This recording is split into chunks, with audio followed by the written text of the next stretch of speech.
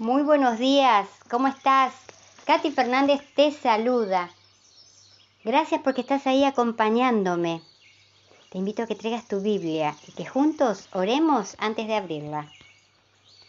Amado Padre Celestial, te damos gracias por este nuevo día que nos estás regalando. Padre, te entregamos todo nuestro corazón para que tu Espíritu Santo sea el capitán de nuestras vidas, para que con tus fuerzas podamos obedecerte, porque sabemos que solos no podemos, que te obedezcamos por amor, porque sabemos que siempre quieres lo mejor para nosotros, y no permitas que jamás nuestra fe se extinga, que siempre podamos serte fieles. Danos la alegría y paz en medio del lamento. Y Señor, tú sabes, cada hogar es un mundo. Bendice a cada persona que está escuchando este audio. Ayúdalos, Padre, ayúdanos a todos a llegar pronto a tu reino. Y ahora, háblanos. Necesitamos desesperadamente escucharte. No queremos escuchar palabras humanas. Queremos escucharte a ti. Que tu Espíritu Santo nos dirija. En el nombre de Jesús. Gracias, Padre. Ven pronto a buscarnos. Te amamos. Amén. La lección para el martes 23 de octubre lleva por título Unidad en un cuerpo. Pablo es práctico en sus palabras inspiradas a los efesios.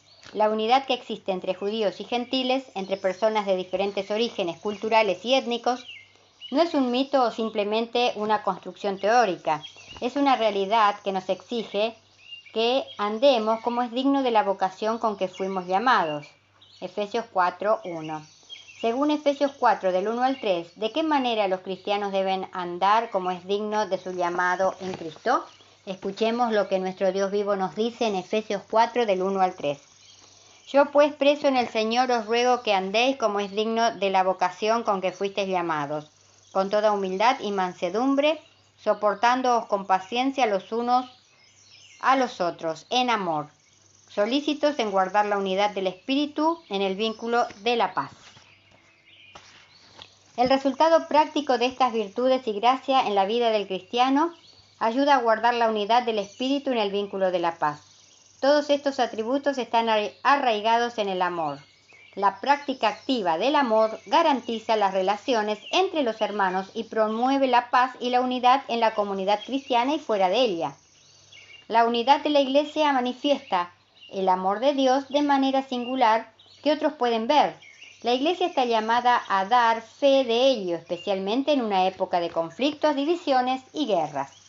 Ahora escuchemos lo que nuestro Dios vivo nos dice en Efesios capítulo 4, pero ahora del versículo 4 al 6. ¿Cuál es el tema primordial en estos tres versículos? Efesios 4, del 4 al 6. Un cuerpo y un espíritu, como fuisteis también llamados en una misma esperanza de vuestra vocación.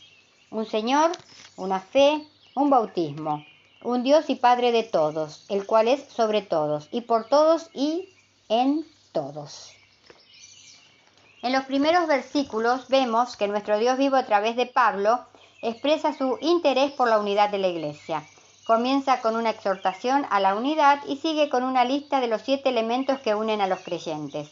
La unidad es algo que los creyentes ya poseen, que debe mantenerse constantemente, y el objetivo futuro hacia el cual nos esforzamos. El apóstol exhortó a sus hermanos a manifestar en su vida el poder de la verdad que les había presentado.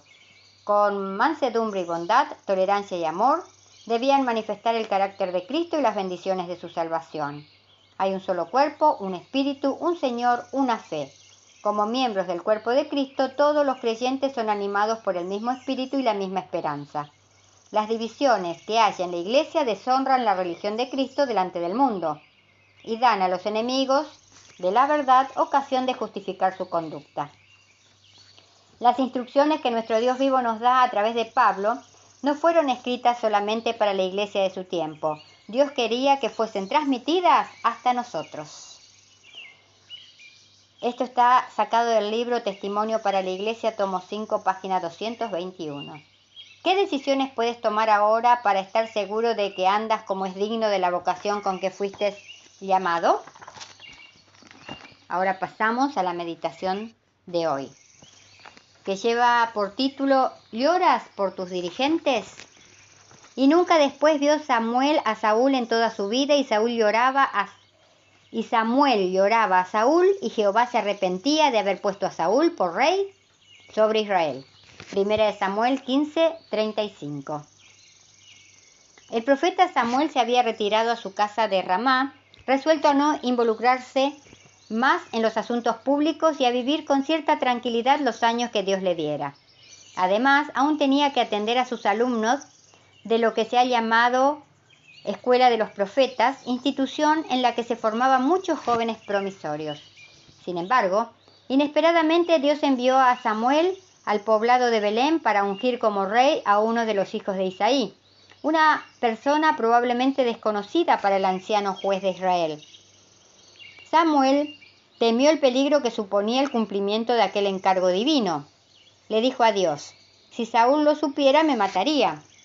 Primera de Samuel capítulo 16, versículo 2.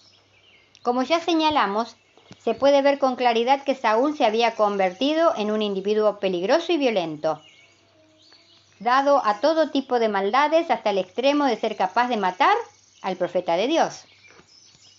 Dice la palabra de Dios, y nunca más después vio Samuel a Saúl en toda su vida. Y Samuel lloraba por Saúl. Primera de Samuel 15:35. Conviene que reflexionemos en este hecho asombroso. El Señor había rechazado a Saúl y se arrepentía de haberlo puesto a Saúl por rey sobre Israel.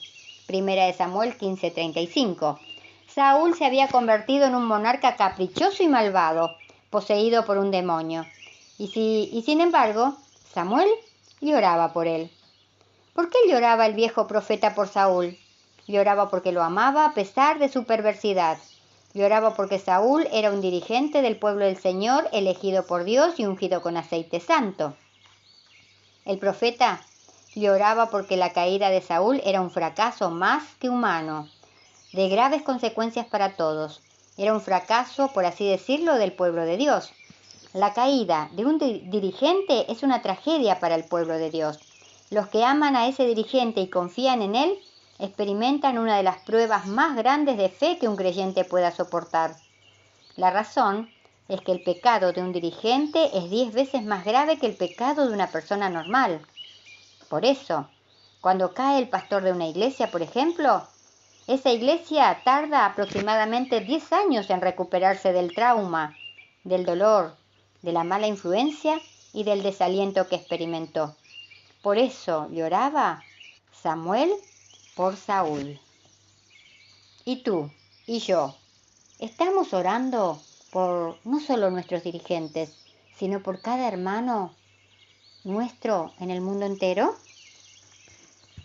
Que en este nuevo día que tenemos por delante podamos pensar: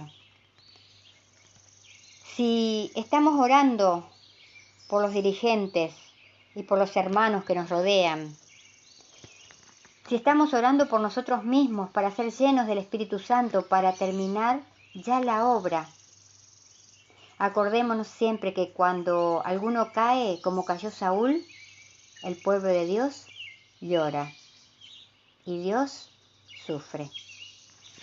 Y recordemos hoy también, si nuestras palabras no ayudan, no confortan, no hacen bien o no alegran, que nuestro Dios vivo nos libre de pronunciarlas.